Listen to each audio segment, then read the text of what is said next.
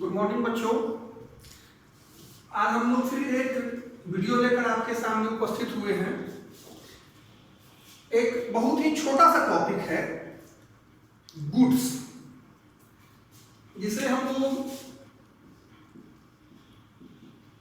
माल कहते हैं। तो गुड्स माल आखिर ये होता क्या है, इसे दो भाग में हम लोग बांट देते हैं। कैपिटल गुड्स और दूसरा है ट्रेडिंग गुड्स। अब कैपिटल गुड्स किसे कहेंगे, ट्रेडिंग गुड्स किसे कहेंगे। अब इसे समझने के लिए हम एक बहुत ही छोटा सा एग्जांपल देंगे। कोई भी एक दुकान का एग्जाम्पल ले लीजिए। जैसे मान लीजिए कि हम दुकान का एग्जाम्पल लेते हैं स्टेशनरी की दुकान का। तो स्टेशनरी की दुकान का एग्जाम्पल हम लेंगे इस तरीके से कि जैसे मान लीजिए कि हमने आपसे क्वेश्चन पूछा कि क्या आपने कभी स्टेशनरी के दुकान को देखा है। मैक्सिमम सारे बच्चे कहेंगे कि हाँ देखा है। तो अब हम आपसे दूसरा क्वेश्चन करेंगे कि आपको उस दुकान में क्या क्या दिखा। अब यहां पे अगर फिजिकली बच्चे होते तो उनसे हम पूछते क्या क्या दिखा, लेकिन मैं ही आपकी तरफ से आंसर कर रहा हूं कि उनका जवाब आएगा कि हमने देखा pen, pencil, paper, eraser, carbon copy, books देखा, कैलकुलेटर देखा, गम देखा, एक्सेट्रा एक्सेट्रा, बहुत सारी चीजें आप बोलिएगा। कार्डबोर्ड देखा, मैगजीन देखा, उसके बाद आप बोलिएगा स्केल देखा, बहुत सारी पत्रिकाएं देखी। ऑलमोस्ट बच्चों का यही जवाब आएगा। तो आपने जो भी देखा वह सारा का सारा ट्रेडिंग गुड्स के कैटेगरी में आएगा, क्योंकि वह दुकान उन सभी चीजों में ही डील कर रहा है। और चूंकि आप एक स्टूडेंट हैं, आप उस दुकान में उन चीजों को खरीदने के लिए ही गए थे, इसलिए आपको वह चीज ही दिखा।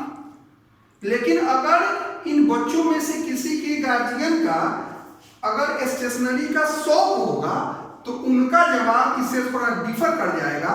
वो बोलेंगे कि हमें दुकान में एक फैन भी दिखा, एक काउंटर दिखा, रैक दिखा जिसमें किताब रखा जाता था, एक पैड दिखा जिसपे आपके गार्जियन हिसाब करते थे कौन कितना किताब लिया नहीं लिया, एक सीसीटीवी कैमरा दिखा, एक उसका मॉनिटर दिखा, एक दुकान में बैठने के लिए चेयर दिखा, एक कलम जिससे हम हिसाब कर रहे थे वो कलम दिखा।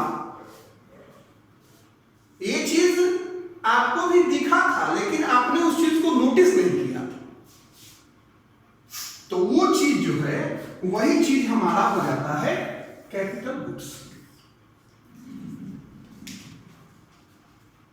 अब समझते हैं, दुकानदार के लिए इस गुड्स का केवल एक और एक कॉमन वर्ड है, यह इसे बोलता है गुड्स, या आम भाषा में बोलता है माल। आप दुकानदार से पूछते हैं जब भैया फलाना बुक दीजिए, दुकानदार कहता है कि अभी तो नहीं है, माल आ रहा है, शाम में ले जाइए। आपने कहा बुक चाहिए, उसने आपको कहा माल आ रहा है। आपके लिए वह बुक हो सकता है, लेकिन उस दुकानदार के लिए वह केवल एक माल है। उसे वह बेच देगा, पैसा ले लेगा, काम खत्म। उससे उसका कोई सेंटिमेंट नहीं जुड़ा हुआ है, वह उसका बाय नेम उसे जानता भी नहीं है।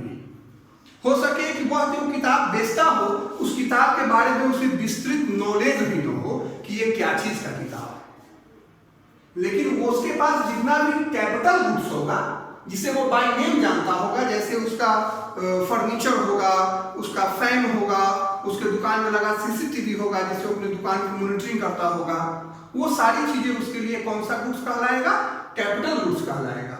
मतलब ऐसा गुड्स जिसका कोई स्पेसिफिक नाम लेकर के हम अगर पुकारते हैं तो वह हमारा कैपिटल गुड्स कहलाता है। और अगर उसके लिए हम कॉमन नेम गुड्स का का इस्तेमाल करते हैं तो वह हमारे लिए ट्रेडिंग गुड्स कहलाता है।